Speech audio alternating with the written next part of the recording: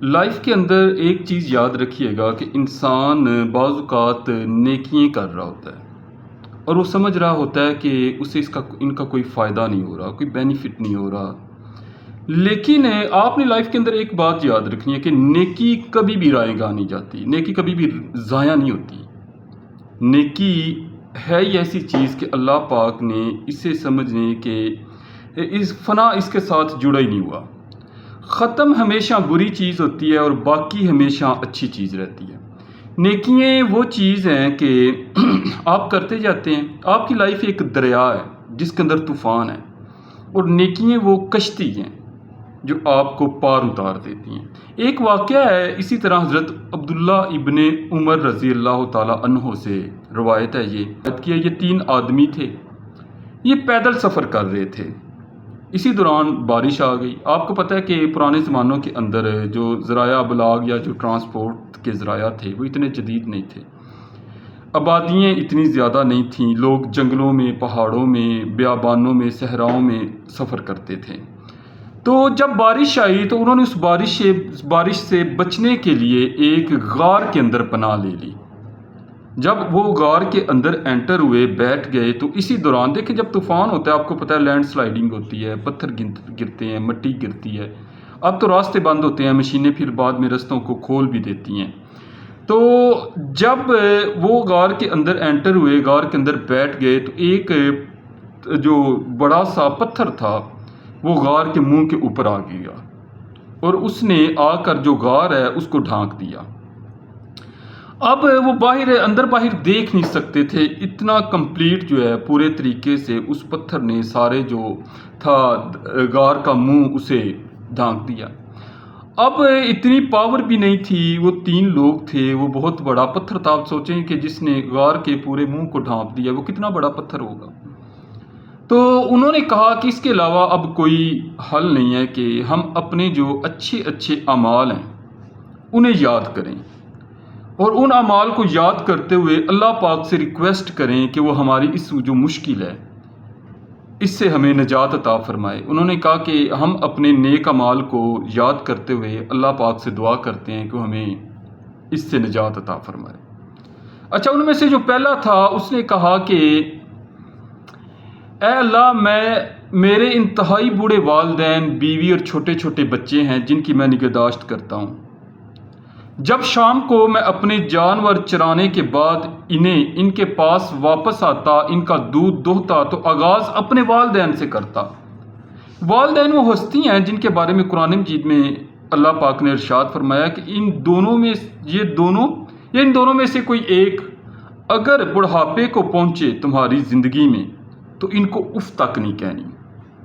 تو اس شخص نے پہلے نے کہا کہ جب میں اپنے جانوروں کا دودھ دو لیتا تھا تو میں والدین سے آغاز کرتا تھا، اپنے بچوں سے نہیں کرتا تھا۔ آج کل جو لوگ اپنے بیوی بچوں کو والدین کے اوپر فوقیت دیتے ہیں ان کے لیے بھی یہ ایک اس میں نشانی۔ میں یہ نہیں کہہ رہا کہ کوئی بیوی بچے امپورٹنٹ نہیں ہوتے، بیوی بہت اہم رشتہ ہے، بچوں کی پرورش بھی بہت اہم رشتہ ہے، لیکن اگر والدین موجود ہیں، سربراہ جو ہیں گھر کے، تو ان کی موجودگی میں جو سپیریئر ہیں وہ والدین ہی رہیں گے۔ اچھا، وہ کہتا ہے کہ ایک دن مویشیوں کے چرانے کے قابل درختوں کی تلاش مجھے بہت دور لے گئی۔ میں رات سے پہلے گھر نہ پہنچ سکا۔ میں نے انہیں پایا کہ وہ دونوں سو چکے ہیں، یعنی کہ ماں بھی اور باپ بھی۔ جس طرح ہر روز میں دودھ نکالا کرتا تھا، میں نے دودھ نکالا، دودھ دوہا اور ان کے سرہانے کھڑا ہو گیا لے کر۔ مجھے یہ بھی ناپسند تھا کہ ان کو نیند سے جگاؤں، یعنی کہ انہیں ڈسٹرب کروں، میں نے یہ بھی گوارا نہیں کیا، اور یہ بھی گوارا نہیں کیا کہ اپنے والدین سے پہلے اپنے بچوں کو دودھ پلاؤں۔ بچے بھوک کی شدت سے بلکتے ہوئے میرے قدموں میں لوٹ پوٹ ہو رہے تھے۔ میں اسی حال میں کھڑا رہا اور وہ بھی اسی حالت میں رہے یہاں تک کہ صبح ہو گئی۔ اے اللہ، اگر تو جانتا ہے کہ میں نے یہ صرف تیری رضا کے لیے کیا ہے تو اس غار کے منہ سے میں اتنا سوراخ کر دے کہ ہم آسمان کو دیکھ لیں۔ اچھا، اس کا عمل یہ بڑا صالح تھا، اس نے بڑی نیک نیتی سے عمل کیا ہوا تھا۔ آپ دیکھیں کہ ایک باپ جو اپنے والدین کو پریفر کر رہا ہے اور اپنے بچوں کو نہیں کھلا پلا رہا، اس کی اولاد کتنی سپیریئر ہوئی ہوگی اپنی لائف کے اندر، وہ بچے کتنے اچھے ہوئے ہوں گے آگے جا کر۔ اچھا، جب اس نے اللہ پاک سے یہ عرض کیا کہ اے اللہ پاک، اگر تو سمجھتا ہے، اگر تو جانتا ہے کہ میں نے یہ عمل صرف تیری رضا کے لیے کیا تھا، تو یہ غار کے جو منہ سے اتنا سا پتھر سرکا دے کہ ہم کم از کم آسمان کو دیکھ سکیں۔ اس کی یہ دعا قبول ہوئی، اللہ پاک نے ایک سوراخ کر دیا، پتھر تھوڑا سا سرکا اور وہ آسمان کو دیکھنے لگے۔ اب جو دوسرا تھا وہ کہنے لگا کہ اے اللہ، میری ایک چچا زاد کزن تھی، میں اس سے وہی شدید محبت کرتا تھا جو ایک مرد عورت سے کرتا ہے، مینس کہ میکسیمم جو ہے جنسی محبتیں ہوتی ہیں۔ میں نے اس سے اپنے لیے خود اسی کو مانگا، اس نے اس وقت تک میری بات ماننے سے انکار کر دیا کہ یہاں تک میں اسے سونے کے 100 دینار لا کر دوں۔ میں نے انہیں حاصل کرنے میں لگ گیا، یہاں تک کہ میں نے 100 دینار اکٹھے کر لیے۔ پھر جب میں اس کے دونوں قدموں کے درمیان پہنچا، یعنی کہ ہم اس سٹیج پہ پہنچ گئے کہ ہم ایک دوسرے کے ساتھ مراسم ریلیشن قائم کر لیتے، تو وہ کہنے لگی کہ اللہ کے بندے، اللہ سے ڈرو اور حق یعنی کہ نکاح کے بغیر مہر نہ توڑو۔ تو اس بندے نے کہا کہ اے اللہ، جب تیرا نام آیا، تیرا نام سن کر میں اس سے الگ ہو گیا، کھڑا ہو گیا، اور اگر تو جانتا ہے میں نے یہ تیری رضا کے لیے کیا تھا تو اس میں اور زیادہ سوراخ کر دے۔ اللہ پاک نے اس کی دعا بھی قبول فرمائی اور پتھر تھوڑا اور سرکا دیا۔ اب ہوا تو گزر سکتی تھی، آ جا سکتی تھی، وہ آسمان کو دیکھ بھی سکتے تھے، لیکن گزر نہیں سکتے تھے ابھی۔ تو اسی دوران جو تیسرا شخص تھا، پھر اس نے کہا، اس نے اپنی دعا کا آغاز کیا۔ اس نے کہا کہ اے اللہ، میں نے ایک مزدور کو چاولوں کے ایک فرق 3 سا تقریباً 7.5 کلو گرام کی اجرت کے عوض کام پر لگایا۔ جب اس نے اپنا کام پورا کر لیا تو کہا کہ میرا حق اجرت ادا کرو۔